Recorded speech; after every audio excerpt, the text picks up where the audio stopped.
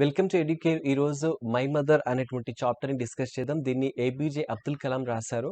ఇది intermediate first ఇయర్లో ఉంది. ఈ వీడియోలో నేను కంప్లీట్గా దీని డీటెయిల్డ్ ఎక్స్ప్లెనేషన్ ఇస్తున్నాను. సమ్మరీ కాదు, కంప్లీట్గా లెసన్ ఎక్స్ప్లెయిన్ చేస్తున్నాను. ఎందుకంటే ఇంటర్మీడియట్ స్టూడెంట్స్కి సమ్మరీస్ అడగట్లేదు కదా. ప్రతి ఒక సెంటెన్స్ ఇచ్చి దానికి యానోటేషన్స్ రాయమని చెప్తారు, షార్ట్ క్వశ్చన్స్ ఇస్తారు. కాబట్టి కంప్లీట్గా లెసన్ నేను ఎక్స్ప్లెయిన్ చేస్తున్నాను లైన్ బై లైన్. ఓకే, ఈ వీడియో చేయడానికి కారణం ఏంటంటే చాలామంది డిగ్రీ స్టూడెంట్స్ ఇంటర్మీడియట్ స్టూడెంట్స్ కూడా అవసరం ఉంది సార్ లెసన్స్ పెట్టండి అని చెప్పేసి ఒక సర్వేలో క్లియర్గా 85% దానికి ఓటింగ్ చేశారు. కాబట్టి ఎక్కువ మంది దీన్ని యాక్సెప్ట్ చేయడం వల్ల నేను ఈ వీడియోని చేస్తున్నాను. అలాగే ఓటింగ్లో పార్టిసిపేట్ చేసి సర్వేని సక్సెస్ఫుల్ చేసినందుకు ఈ ఛానల్లో సబ్స్క్రైబ్స్ అందరికీ కూడా నేను థ్యాంక్స్ చెప్తున్నాను. ఓకే, మీతో పాటు మీ జూనియర్స్ కూడా హెల్ప్ అయ్యే విధంగా మీరు లెసన్స్ కోరుకున్నారు కాబట్టి నేను ఈ లెసన్ చేస్తున్నాను. మీరు కూడా చూడండి, మీ జూనియర్స్ ఉంటే వాళ్ళకు షేర్ చేయండి. అలాగే ఇంటర్మీడియట్ స్టూడెంట్స్ కూడా రిక్వెస్ట్ ఏంటంటే ఈ ఈ లెసన్ మీరు కూడా వినండి, విన్న తర్వాత మీ ఫ్రెండ్స్కి కూడా షేర్ చేయండి. ఓకే, వాళ్ళకు హెల్ప్ చేయండి. ఓకే, లేట్ చేయకుండా లెసన్ స్టార్ట్ చేసేద్దాం. Okay, Abul Fakir Jainulobbin Abdul Kalam was born to Jainul Abdin and Ashiyama. Okay, Abdul Kalam యొక్క పూర్తి పేరు ఏంటి అంటే ఇక్కడ ఉంది. అబుల్ ఫకీర్ జైనులుద్దీన్ అబ్దుల్ కలాం. ఓకే, ఈయన తల్లిదండ్రులు ఎవరంటే జైనుల్ అబ్దీన్ అండ్ ఆషియమా. ఓకే, ఎక్కడ పుట్టారు అంటే రామేశ్వరంలో పుట్టాడు, తమిళనాడు స్టేట్లో. ఓకే, ఈయన చిన్నతనంలోనే పేపర్ బాయ్గా పనిచేశాడు. ఎందుకు అంటే తన ఫ్యామిలీ యొక్క పరిస్థితులు ఆ విధంగా ఉండేవి కాబట్టి తన వంతు సహాయం తను చేయాలని చెప్పేసి చాలా చిన్న ఏజ్లోనే న్యూస్ పేపర్స్ను అమ్మేటువంటి పేపర్ బాయ్గా తను పనిచేశాడు. ఆ తర్వాత తన స్కూల్ స్కూల్ ఎడ్యుకేషన్ అయిపోయిన తర్వాత తను సెయింట్ జోసెఫ్ కాలేజ్లో జాయిన్ అయ్యాడు. ఆ తర్వాత అది ఎక్కడ ఉందంటే తిరుచిరాపల్లిలో ఉంది. ఆ తర్వాత మెడ్రాస్ ఇన్స్టిట్యూట్ ఆఫ్ టెక్నాలజీకి తర్వాత అక్కడికి వెళ్ళడం జరిగింది. ఇది అబ్దుల్ కలాం గురించి షార్ట్ డిస్క్రిప్షన్. చాలా ఎక్కువగా ఉంది టెక్స్ట్ బుక్లో. వీడియో లెంత్ అవుతుందని చెప్పేసి నేను ఇందులో షార్ట్గా చెప్పాను. ఓకేనా, మీరు లెసన్కి ఇది విన్న తర్వాత ఒకసారి మళ్ళీ టెక్స్ట్ బుక్లో చదవండి. ఈయన గురించి ఎక్కువ సమాచారం మీకు దొరుకుతుంది. ఓకే, లేట్ చేయకుండా లెసన్లోకి వెళ్దాం. కవి పరిచయం అయిపోయింది. అయితే ఈయన రాసినటువంటి మై మదర్ అనేటువంటి లెసన్ ఇక్కడ చెప్తున్నాడు. Many years ago I wrote a poem called my mother. చాలా సంవత్సరాల తర్వాత నేను ఒక పోయం రాశాను. ఆ పోయం ఏంటి అంటే మై మదర్ అనేటువంటి పోయం నేను రాశాను. అది ఈ విధంగా స్టార్ట్ అవుతుంది అని చెప్పేశాడు. ఆ లైన్స్ ఈ విధంగా ఉన్నాయి. See waves, golden sand, pilgrim, faith, Rameswaram mask street, all merge into one my mother. చూడండి, ఈయన ఏం చెప్తున్నాడంటే సీ వేవ్స్, తమిళనాడుకి దగ్గరలోనే, మనకు తమిళనాడు చుట్టూ సముద్ర తీరం ఉంది కాబట్టి అక్కడ సముద్ర అలలకు కొదవే ఉండదు. అక్కడ వాళ్ళకు అది చాలా దగ్గర పరిచయం ఉంటాయి. మనలాంటి వాళ్ళకైతే ఎక్కడో మనం సెంట్రల్ ఇండియాలో ఉంటాం కాబట్టి మనకి ఎక్కువ తెలీదు. అయితే సముద్ర తీర ప్రాంతాల్లో ఉన్న వాళ్ళకి ఇది కామన్. అయితే చెప్తున్నాడు అదే సీ వేవ్స్, గోల్డెన్ శాండ్ అంటే ఆ నదీ తీరంలో సముద్ర తీరంలో ఉన్నటువంటి ఆ ఇసుక తిన్నెలు. పిలిగ్రిమ్ అంటే అక్కడికి వచ్చేటువంటి యాత్రికులు. ఓకేనా, ఫెయిత్ అంటే నమ్మకం.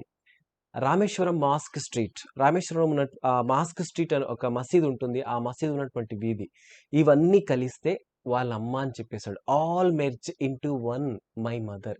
ఇవన్నీ కలిస్తేనే మా అమ్మ అని చెప్పాడు. అంటే చూడండి, అమ్మలోనే తను ఇన్ని చూసుకున్నాడు. అంటే అమ్మ ఎన్నింటికి ఈక్వల్ అంటే ఇక్కడ చెప్పినటువంటి ఆ సీ వేవ్స్కి, గోల్డెన్ శాండ్కి, పిలిగ్రిమ్కి, ఫెయిత్కి, ఇవన్నింటికి ఆమె సమానం అని చెప్పేశాడు. అంటే కంప్లీట్గా తను పుట్టి పెరిగినటువంటి ఆ ప్రాంతం మొత్తం ఎవరంటే అమ్మ అని చెప్పేసి చెప్పాడు అబ్దుల్ కలాం. ఈ చిన్న లైన్లోనే ఎంత గొప్ప అర్థం వచ్చేటువంటి విషయాలను అబ్దుల్ కలాం తెలియచేశారు. ఓకే, మొదటి పారాగ్రాఫ్ ఈ విధంగా స్టార్ట్ అవుతుంది. My growing up years which I knew remember with such nostalgia are some first with the memory of Rameswaram. నేను పెరిగి పెద్దగా అయ్యాను రామేశ్వరంలో.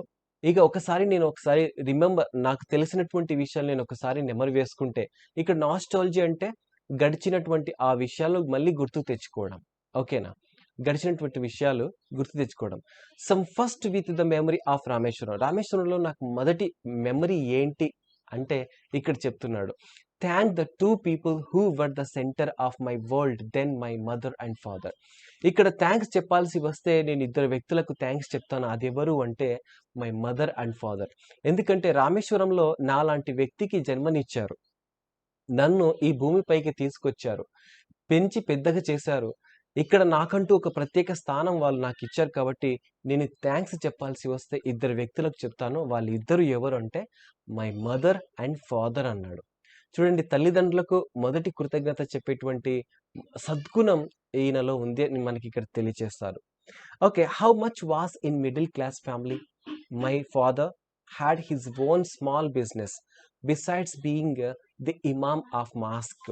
ఇక్కడ ఇమామ్ ఆఫ్ మాస్క్ అంటే మసీదులు నమాజ్ చదివిస్తారు కదా, నమాజు చదివించేటువంటి వ్యక్తిని మనం ఇమామ్ అంటారు. ఓకేనా, మాస్క్ అంటే మసీద్ ఇక్కడ.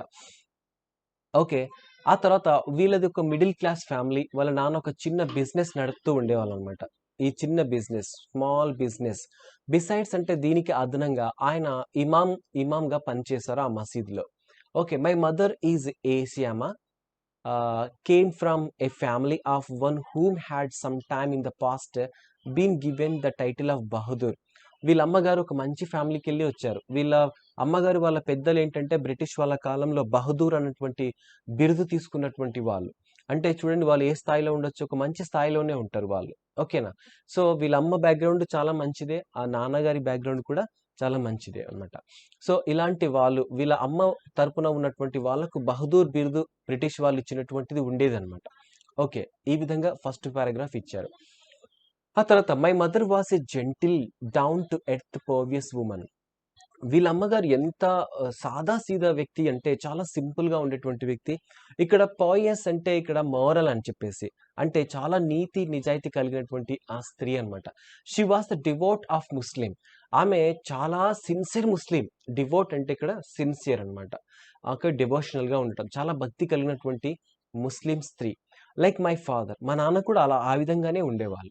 And when I think of her I can not but remember her saying number 5 is time 5 times a day. Okay, నాకు ఎక్కువగా జ్ఞాపకం లేదు, నేను ఏమీ చెప్పలేను, కానీ ఒక విషయం మాత్రం బాగా గుర్తుంది. ఆమె ఎప్పుడు చెప్పేదంట 5 టైమ్స్ ఎ డే, 4 రోజులు 5 సార్లు చెప్పేది. అదేంటంటే బెండింగ్ అండ్ ప్రేయింగ్. నేను నమాజ్ చేస్తాను, నేను ప్రే చేస్తాను అనేటువంటి విషయాలే తను ఎక్కువగా గుర్తుంచుకునేవాడు. అంటే చూడండి, ఒక ఇస్లాం స్త్రీ ఏ విధంగా ఉండాలో, ఏ విధంగా జీవన విధానం కలిగి ఉండాలో అలాంటి లక్షణాలు కలిగినటువంటి ఉత్తమ స్త్రీ ఆమె. The look on her face one of extreme devotion and the peacefulness. ఆమె ఫేస్ చూస్తే మనకి ఏం కనిపిస్తుందంటే భక్తి భావం ఉట్టిపడినట్లు కనిపిస్తుంది. అలాగే ఆమె ఫేస్ లో, ఆమె ముఖంలో ఎంతో ప్రశాంతత ఉంటుంది. ఓకేనా, అలాంటి స్త్రీ వాళ్ళమ్మ. She had a large family. ఆమెకు ఒక పెద్ద ఫ్యామిలీ ఉంది. To look after and that was the wear most energy vent. ఆమెకు ఒక మంచి ఫ్యామిలీ ఉంది. మంచి అంటే ఇక్కడ ఇంకా పెద్ద ఫ్యామిలీ అన్నమాట. ఎక్కువ మంది ఫ్యామిలీ మెంబర్స్ ఉన్నారు. వాళ్ళందరినీ కూడా చూసుకునేటువంటి బాధ్యత ఈమెకు ఉంది. ఆ బాధ్యత నెరవేరడంలో ఈమె ఎక్కువ ఎనర్జీ యూస్ చేయాల్సి ఉంది కూడా అని చెప్పేశాడు ఇక్కడ. Our family consisted of my siblings. నా ఫ్యామిలీ ఎంత మందితో ఉందంటే ఫస్ట్ నా పిల్లలు అండ్ మై సిబ్లింగ్స్ అన్నాడు. And as well as our relatives like my grand parents. దాంతోపాటు నా పిల్లలతో పాటు మా తల్లిదండ్రులు, మా గ్రాండ్ పేరెంట్స్ అంటే మా తాత, మా అమ్మమ్మ, వాళ్ళందరూ కూడా ఉండేవాళ్ళు. అండ్ మై అంకుల్స్, అలాగే మా నాన్నగారు యొక్క తమ్ముడు లేదా అన్న, వాళ్ళు కూడా, మా చిన్నాన్న పెద్దనాన్న అంటారు కదా, వాళ్ళందరూ కూడా అంకుల్స్ ఇక్కడ. All of my lived all of whom lived in the same family. వాళ్ళందరూ కూడా ఒకే ఫ్యామిలీలో నివసించేవాళ్ళు. Providing for everyone was always a stretch on the resources.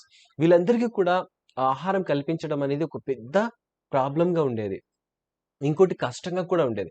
It was not a time of plenty for any one, least of all for us. We had a good steady income from my father's business, his coconut groves and the ferry business, but that just about covered our expenses and were where was never my question about including in luxuries. ఒక చిన్న family, ఒక middle class family, ఎక్కువ మందితో ఇది గడిచేది. ఇంకోటి, అందరి యొక్క ఆహారం మొత్తం ఎవరు సమకూర్చాలంటే ఒకే వ్యక్తి అన్నమాట. అది వాళ్ళ నాన్నగారు. వాళ్ళ నాన్నగారికి ఒక చిన్న బిజినెస్ ఉండేది. అదేంటంటే coconut groves. Okay. Coconut groves అనే బిజినెస్ ఉండేది ఆయనకు. ఇక్కడ గ్రోవ్స్ అంటే, కోకోనట్ గ్రోవ్స్ అంటే ఇక్కడ ఫెర్రీ బిజినెస్ అంటే ట్రాన్స్‌పోర్ట్‌కి సంబంధించినటనమాట. ఓకే. టెంకాయలు కానీ అవన్నీ కూడా కొబ్బరికాయలు తెచ్చి అక్కడ పెట్టి అక్కడి నుంచి వేరే వేరే ప్రాంతాలకు అమ్మేయడం అనమాట. అలాంటి ఫెర్రీ బిజినెస్ ఉండేది ఈయనకు. దానితోనే వాళ్ళ కుటుంబం గడిచేది.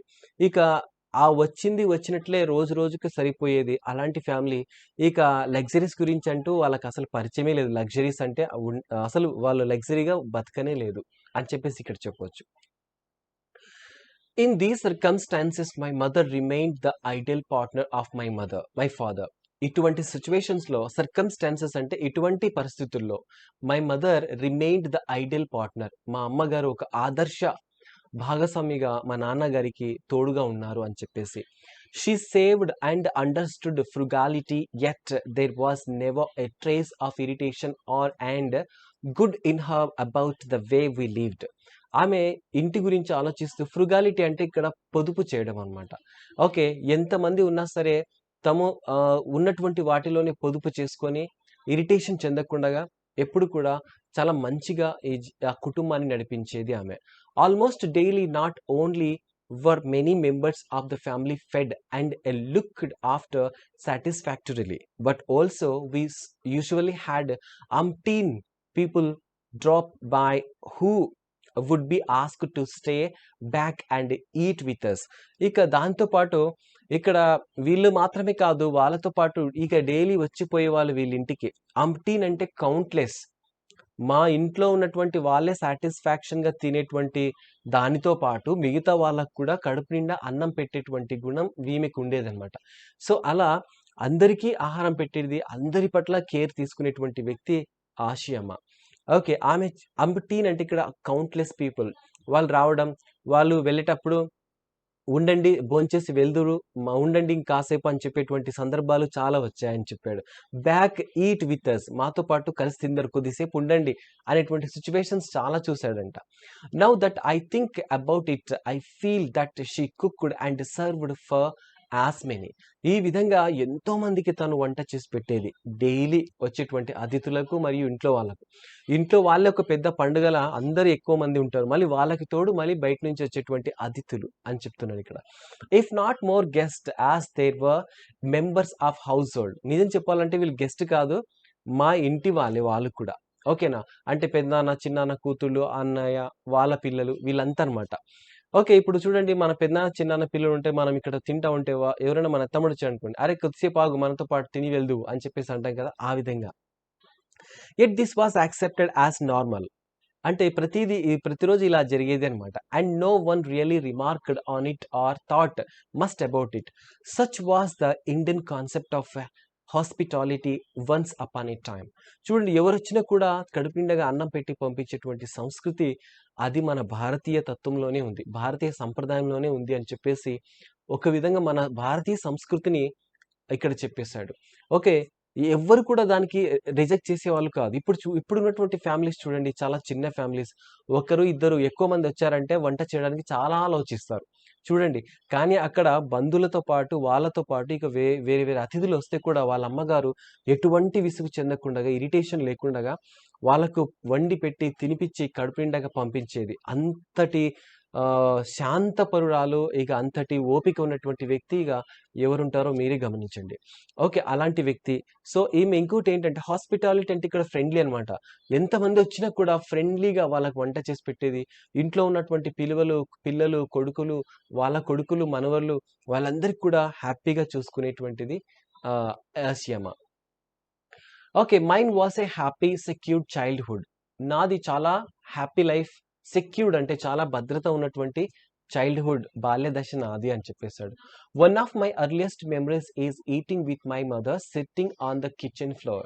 వి ate off banana leaves, rice, aromatic sambar, home made pickles and coconut chutney were the staple foods. ఇంకోటేంటంటే ఇక్కడ చెప్తున్నాడేంటంటే, మేము నాకు బాగా గుర్తున్నటువంటి విషయం ఏంటి అంటే, నా చిన్నతనంలో నేను మా అమ్మ దగ్గర కూర్చొని తినేవాడిని. అది కూడా ఎక్కడంటే కిచెన్ ఫ్లోర్‌లో కూర్చొని తినేవాడిని. దేంట్లో అంటే బనానా లీవ్స్ అరటిపండు యొక్క అరటి చెట్టు ఉంది కదా! దాని ఆకులో కూర్చొని నేను తినేవాడిని. ఓకే. ఏమేమి తినేవాడినంటే ఇక్కడ రైస్ అని చెప్పాడు. Rice and aromatic sambar, home made pickle, coconut chutney. Okay. Were the staple food అంటే డైలీ తినేటువంటి ఆహార పదార్థాలు ఏవి అంటే ఇవి అన్నమాట. Her cooking was deceptively simple and still today. ఆమె ఎంతో చాలా సింపుల్‌గా చేసేదన్నమాట. మరి అది ఆర్భాటం కాకుండా సింపుల్‌గా ఉన్నట్టే చేసేది. చేస్తే కూడా ఆమె ఎంత సింపుల్‌గా చేస్తే కూడా అంత టేస్టీగా ఉండేది. ఈ రోజుకి గుర్తుంటుంది అని చెప్పేసి కలాం అంటున్నారు still today. I have not eaten sambar that balances the tart. ఇక్కడ అంతటి రుచికరమైనటువంటి సాంబార్ నేనెక్కడ కూడా తినలేదు. ఎంత బ్యాలెన్స్‌డ్‌గా అంటే పులుపు ఎక్కువ ఉండకుండగా, తక్కువ ఉండకుండగా. అలా చేసేదనమాట వాళ్ళ అమ్మగారు. Okay. The spicy taste as delicately as hers did. Okay. ఇక స్పైసీ కారం కూడా ఎక్కువ కాదు. ఆమె ఎంత ప్రశాంతత ఆమెలో ఉంటుందో, ఆమె వండినటువంటి వంటల్లో కూడా అంత ప్రశాంతత ఉండేది అన్నమాట. తింటే మనకు కూడా ఆ విధంగా ఉండేదని చెప్పేసి ఇక్కడ కలాం చెప్తున్నారు. ఆ తర్వాత ఇక్కడ it is again in connection with the food that another anecdote from my childhood comes to me. ఇక్కడ ఫుడ్ గురించి చెప్తా ఉంటే నా చిన్నతనంలో జరిగినటువంటి ఇంకో కథ నాకు గుర్తొస్తుంది అన్నాడు. అనెక్డాట్ అంటే ఇక్కడ ఒక కథ అని చెప్పేసి. అనెక్డాట్ మీన్స్ ఒక కథ.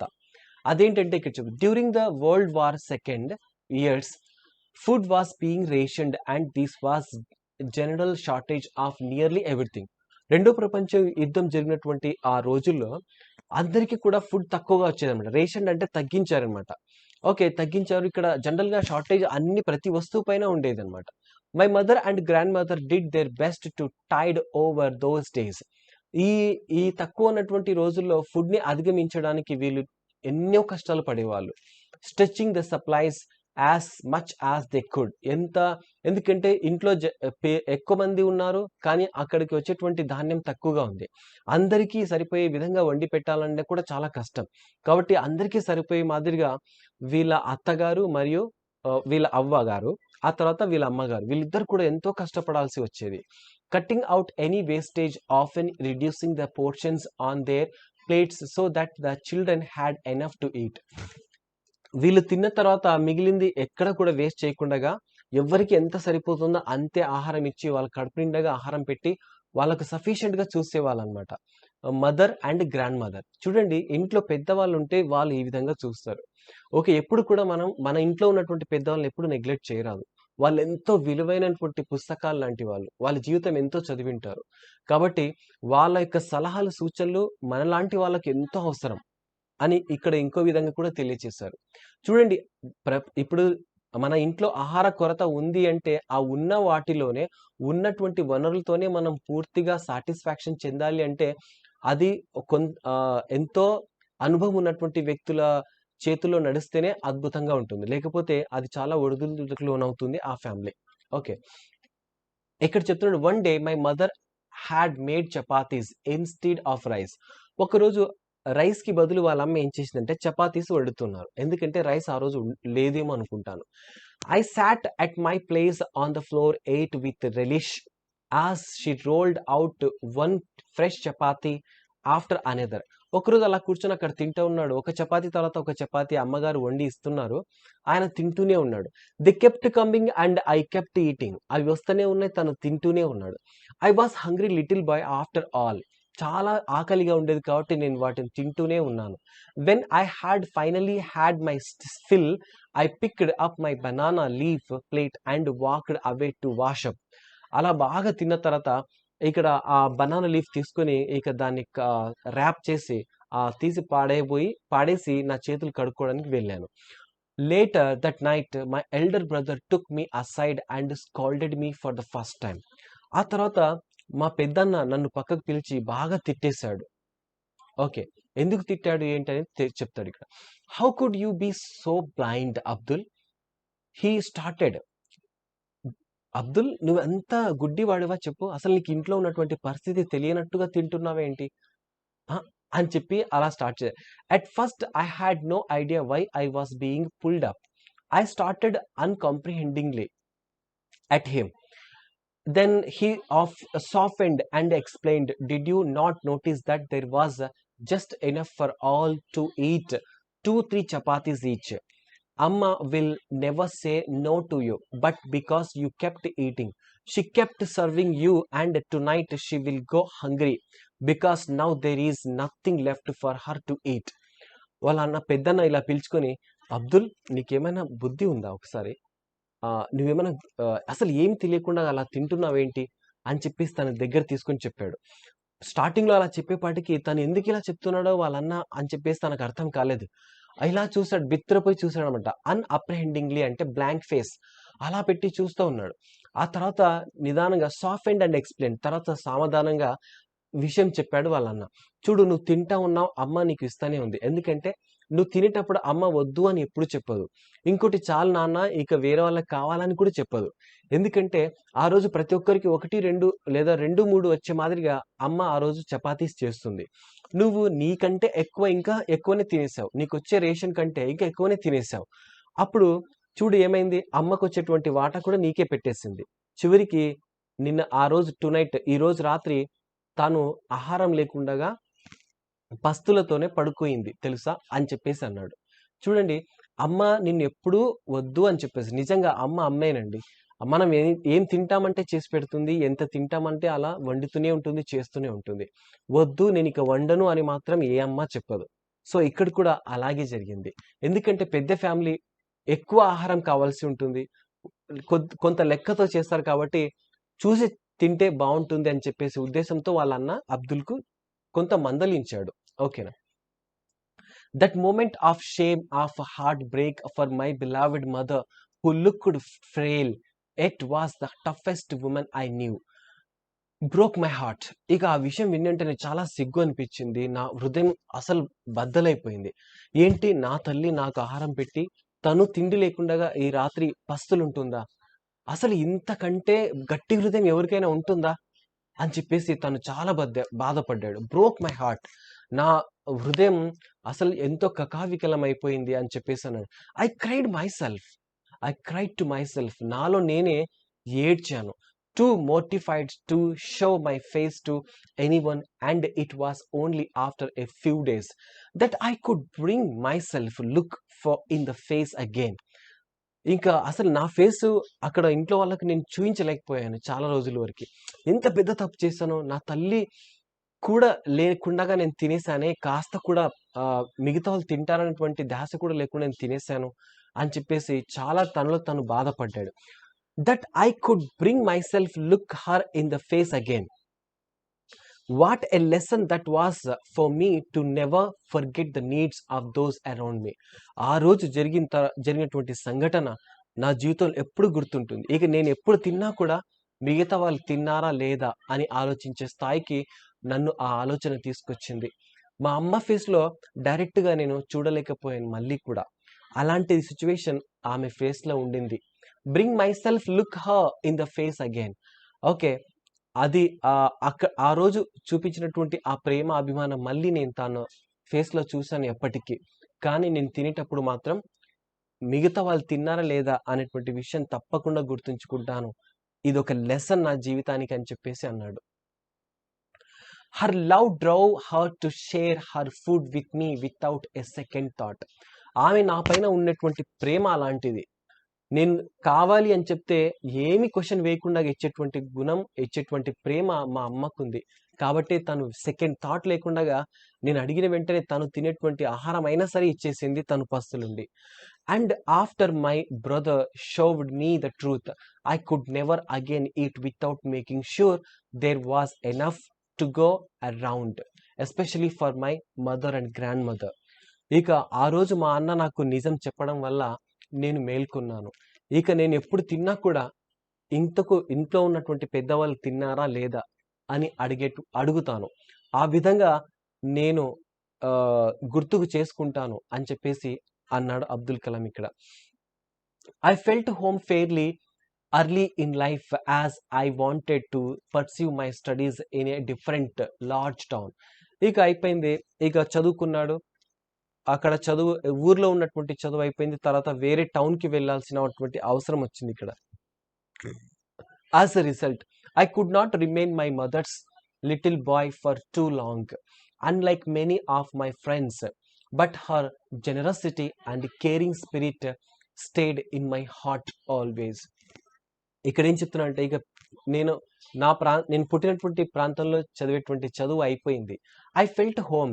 నేను చాలా హోమ్లీగా ఉన్నాను. Fairly early in life. చిన్నతనంలో చాలా హ్యాపీగా ఉన్నాను. ఫ్యామిలీతో అటాచ్మెంట్తో ఉన్నాను. As I wanted to pursue my studies. అంటే ఇక నేను మరి పెద్దగా అయ్యాను. నా చదువు కూడా పై స్థాయికి వెళ్తా ఉంది. వేరే వేరే ప్రాంతాల్లో చదువుకోవాల్సినటువంటి అవసరం ఉంది. కాబట్టి ఇక as a result I could not remain my mother's little boy for two long. ఇక నేను ఎక్కువ కాలం అమ్మ కొడుకులా నేను ఉండలేను. అమ్మ పిల్లవాడిలా ఉండలేను ఇక్కడ అమ్మ ఒడిలో. ఇక నేను దూరం వెళ్ళాల్సినటువంటి పరిస్థితి వచ్చింది. Unlike many of my friends. అలాగే నా ఫ్రెండ్స్‌లా కాదు. నేను దూరం వెళ్లి చదువుకోవాల్సినటువంటి పరిస్థితి వచ్చింది అని. అంటే వాళ్ళ ఫ్రెండ్స్ చాలామంది ఊర్లోనే ఉండి అక్కడే చదువు కంప్లీట్ చేసుకొని ఇక మిగతా హైయర్ స్టడీస్‌కి వెళ్ళకుండా ఉండేవాళ్ళు. కానీ కలాం అలా చేయలేదు. ఉన్న రోజులు అక్కడ చదివాడు. తర్వాత 10 పై స్థాయి చదువులకు వేరే ప్రాంతం వెళ్ళాల్సి వచ్చింది. But her generosity and caring spirit stayed in my heart always. నేను ఎంత దూరం వెళ్ళినా కూడా అమ్మ చూపించేటువంటి ఆ ప్రేమ, ఆ ఆప్యాయత నా గుండెల్లో ఎప్పటికీ ఉంటుంది. ఆ స్పిరిట్ అనేది ఎప్పటికీ నా గుండెల్లో ఉంటుంది అని చెప్పేసి కలాం అన్నాడు. ఓకే.